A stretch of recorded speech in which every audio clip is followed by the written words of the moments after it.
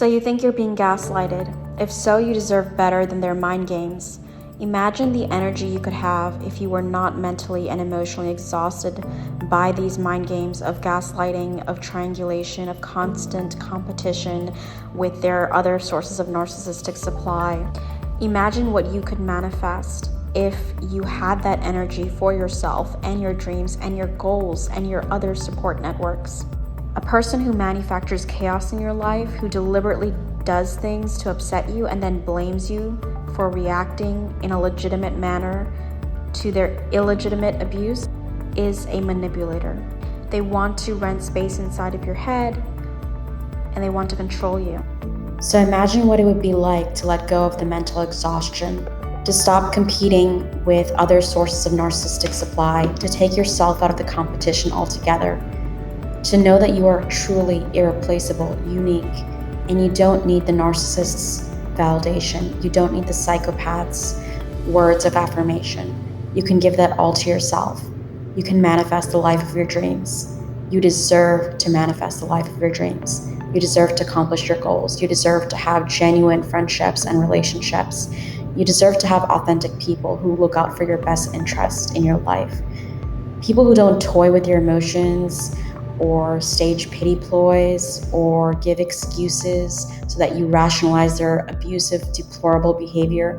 People who don't manipulate you. People who don't use the worst things that you've ever been through against you. People who don't use your traumas against you. People who don't try to poke and prod at your wounds. You deserve so much better than what you've been through. You know what you experienced. You are grounded in your reality. You trust your perceptions and instincts. You no longer fall for the narcissist or psychopath's gaslighting ploys. You realize that the people who support the narcissist or psychopath, the ones that they triangulate you with, are simply enablers. Some of them are victims too, but a lot of them are also harem members who decide that they will overlook the fact that the emperor has no clothes.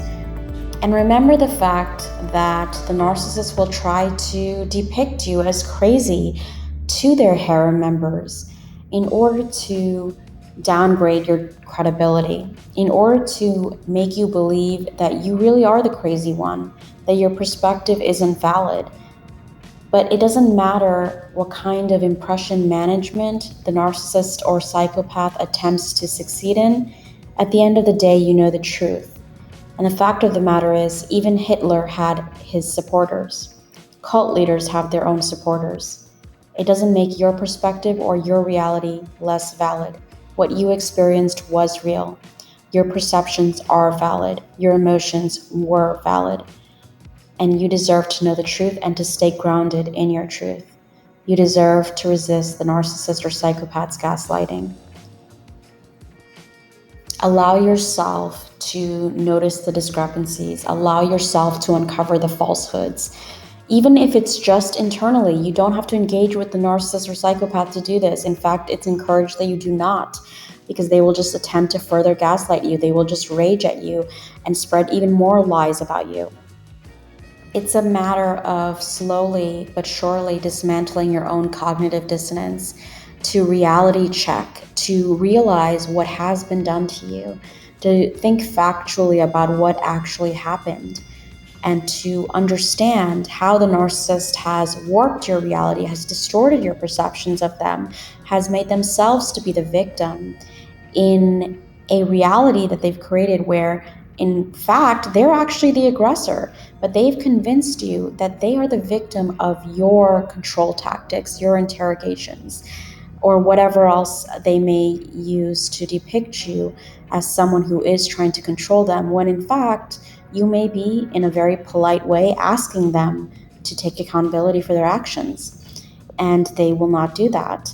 They are resistant to any kind of responsibility taking, any kind of empathy and compassion, and they will continue to poke and prod at your wounds. They will continue to use your past traumas against you. They will continue to do things that they know will deliberately upset you, and they do this because they enjoy it. They do this because it's all part of their larger game to gain power and control over your emotions, to pit people against each other, because they don't see people as actual people, they see them as objects. And they do not form actual attachments or bonds to them, and they discard them as quickly as they love bombed them.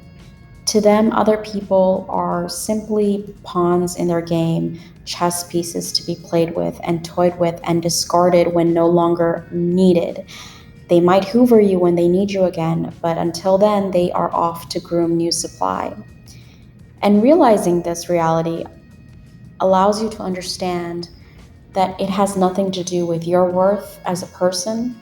It has nothing to do with your sanity. It has nothing to do with your ability to perceive things correctly, because we all know that narcissists love to call even the most calmest, self-assured, confident people crazy and bitter. They label the most mild-mannered people rageful. Why? Because it's all projection. And to be able to internally hand back that rejection, that projection back to them, is a skill that you must master if you are going to stage this reverse discourse against the narcissist's crazy making. You have to be able to live in the reality of what you experienced and stay grounded in that reality. Because otherwise, you are going to get yourself caught up in the fog of the narcissist's perceptions of what happened, which is not true at all. These are distortions. It's kind of like being in a fun house. All the mirrors warp your perception of reality, and that's exactly what the narcissist does to your mind.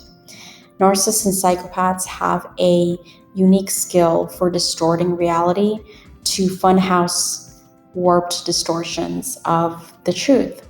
They want you to believe that you are something other than what you actually are. That's why they feed lies about you to other people and pit other people against you. If you've ever noticed that a narcissist or a psychopath talks about how they've confided in friends, for example, about your strange behavior.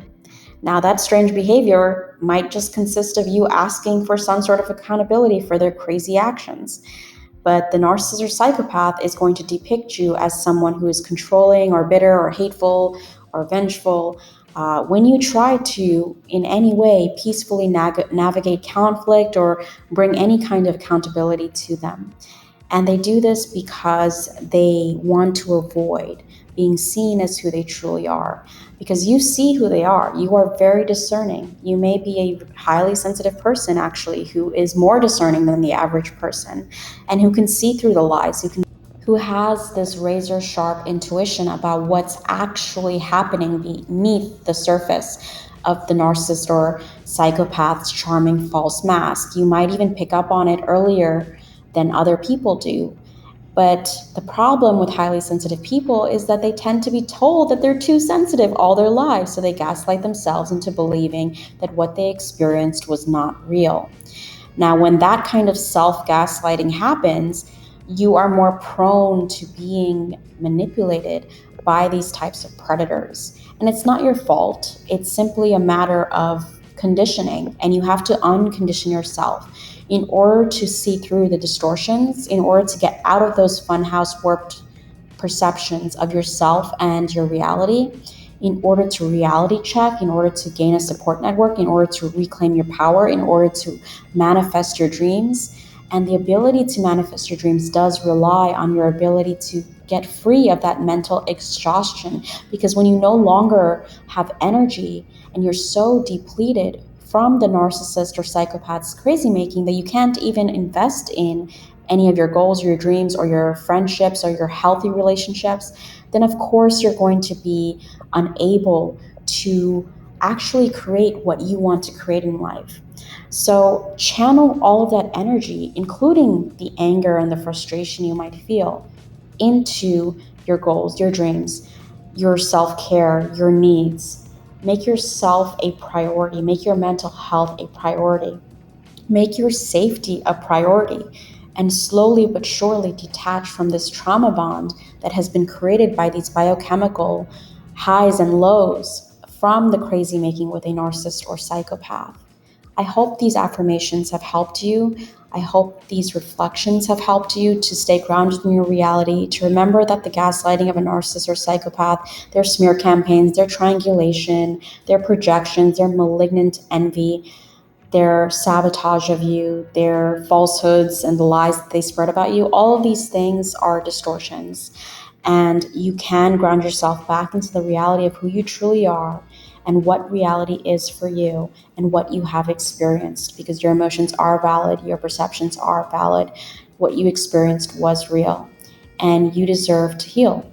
And you deserve to live the life of your dreams. You deserve to manifest the life of your dreams. You deserve to have all the good things in life. You deserve the very best. Wishing you many blessings, and take care.